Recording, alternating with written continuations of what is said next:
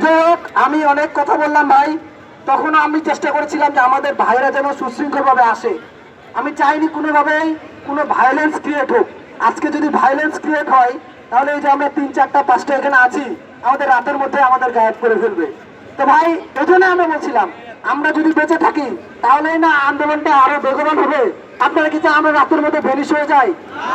এই জন্য ভাই, একটু সুশৃঙ্খল ভাবে থাকবেন, যেন আমাদের অস্তিত্বটা আমরা টিকায় রাখতে পারি ভাই। আর যদি আমরা টিকে নাও থাকতে পারি, তাহলে আমাদের বিকল্প আপনারা রাস্তায় দাঁড়াই যাবেন। ঠিক আছে?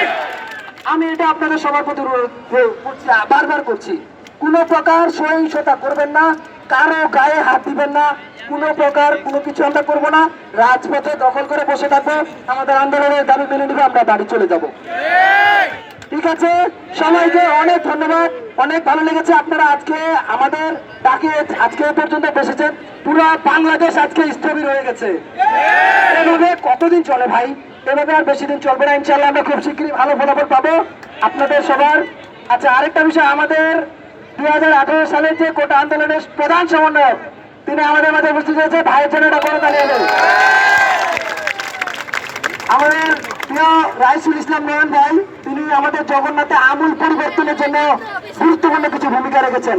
একাই লড়াই করে উনি অনেকগুলো আন্দোলন করেছেন। ভাই আজকে আসছে,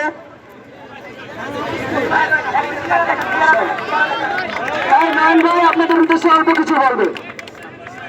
না, বলার কিছু নেই, যা বলার তো বলে ফেলেছে। আসলে ছিলাম হচ্ছে অফিসে, আসার আগেও আসতে পারিনি, আজকে চলে এসেছি। তো আপনাদের জন্য শুভকামনা আর কি। আসলে প্রতিবাদে কিছু বলার মতো অবস্থা নেই, অলরেডি তো বলেছেন। অবশ্যই সবার সাথে আছে, সবার পাশে আছে, সাহস রেখে এগিয়ে যান। জগন্নাথে তো দীর্ঘদিন ছিলাম, বলা যায় যে কোনো নির্দিষ্ট রাজনৈতিক দল করিনি, কিন্তু ছিলাম স্টুডেন্টদের জন্য 3-4 বছর গ্যাপও দিয়েছি, অসংখ্য আন্দোলন করেছি। লাস্ট দিনে কিছু ভাইকে বলতেছিলাম যে 200 বা 100 যাই হোক না কেন, আপনারা হচ্ছে জাস্ট নেমে যান, যেখানে ব্লক করতে মন চায় সেখানে চলে যান, কেউ আটকাতে পারবে না। সাহসটুকু রাখেন। আমরা তো ছিলাম 7-8 বছর ছিলাম, ইনশাল্লাহ কেউ কখনো কিছু করতে পারেনি, কারণ সাহসটুকু ছিল, সবার সাপোর্টটা ছিল। আপনাদের জন্য শুভকামনা, এগিয়ে যান সবাই একসাথে। ধন্যবাদ সবাইকে।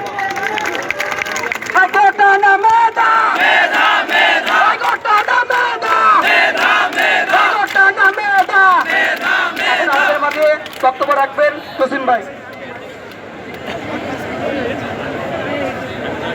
পরিশেষে হিটলারের ভাষায় বলতে হয়, যুদ্ধই জীবন, যুদ্ধই সর্বজনে। আমাদের এখন এমন একটা পরিস্থিতি তৈরি হয়ে গেছে, রাজপথে আমাদের অবস্থান করতেই হবে। আমাদের ভলেন্টিয়ার গুলো চারদিকে ছড়ায় যান। তবে এখানে দৃষ্টি আকর্ষণ করছি একটা